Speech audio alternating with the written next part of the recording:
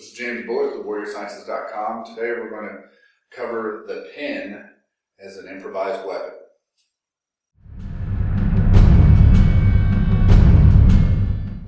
Alright, today what we're going to cover is some basic ideas to use a regular everyday pen as an improvised weapon. Now what I have here is I have a Zebra F402 pen that I got from Walmart. It comes in a 2-pack, it costs like $6.94.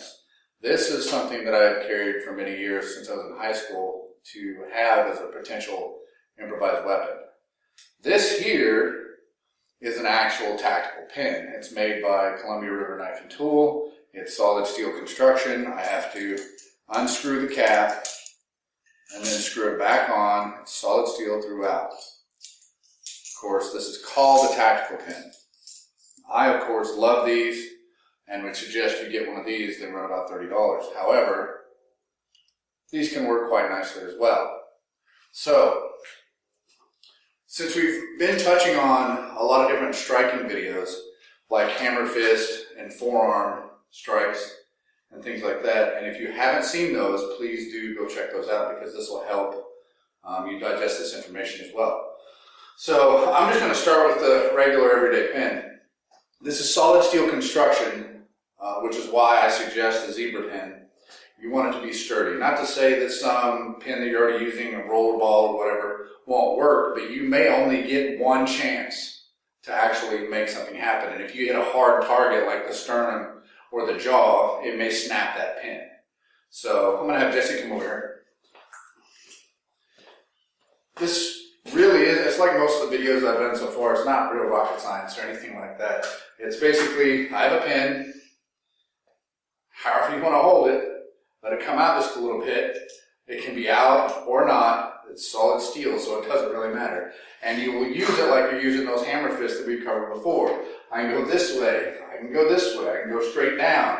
My hand is closed, so if I did choose to punch him, although I still suggest palm strikes, but if this hand is being used for the pen, this one's being used for other things, whether it's hammer fist, forearms, or whatever.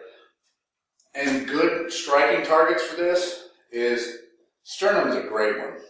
This right here, Jesse doesn't even like that. Okay, that doesn't feel good. Think about the pounds per square inch on this if I were to jack him in the sternum, which still made him flinch a little bit because these things hurt. Same thing, you can go for the face. There's no particular target on the face, just try to gash the face. This will rip open the flesh of the face on contact, and you rip. So when you make contact, go straight through the teeth, through the nose, into the eye, or whatever. Obviously, if you're going to escalate it to that point of going to the eyes or the throat or something like that, then you fear for your life. But if you're just wanting to get somebody's attention, leave you alone, you can strike really quickly to the sternum, or let's say he grabs my throat or whatever. You know, it could be one of those things where I stick him in the arm. I've already said this before, I'm not a fan of doing things to the arm. Now, if your throat's being grabbed, let's say I was a smaller female, his hand's going to be big around my neck, and that may be one of those things where I have to deal with that arm. But the second I do, he grabs me. The second I deal with this, I need to do something else as well. I can't just do this and expect him to let go. That's not necessarily going to do the job. Here, and then go straight for his face, and then keep going, and then basically this till you get the desired result. Okay? The old psycho action. It works. If I grab a hold of him and I keep doing this, let's say he throws his hands up in defense, just keep doing that until, he either falls down or you want to create space. That sounds awful, it sounds horrible, but it's true. It doesn't matter if I'm empty-handed. If I'm here and I keep smashing him in the face like this, no, it doesn't look pretty. It's sure as hell not martial arts like we talked about before. It's just smash until you get the desired result, which is him leaving me the hell alone. The same thing applies to the other one, but this one has a few more uses. Since it's solid all the way through, of course this moves for the pin to work. I don't want to try to hit with this back edge. Plus, my hand kind of swallows a normal everyday pen. This is long enough to come out both sides. Also, there are ridges on the top, it is obviously tapered. I can strike both ways, this way, up underneath, into the ribs. So however my fist can move, up, down, inside, outside, I can strike with this.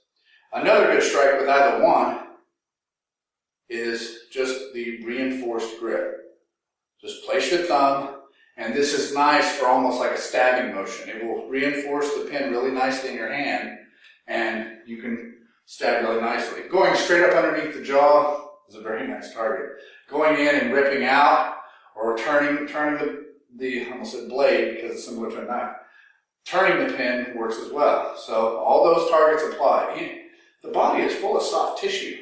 Start poking all over the place. I suggest the face if you're actually scared for your life.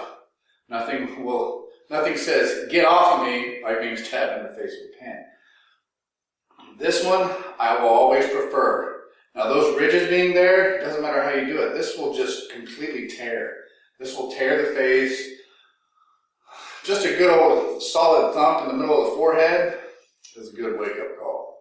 That or putting to sleep, one or the other. That's the basic idea of the tactical pen.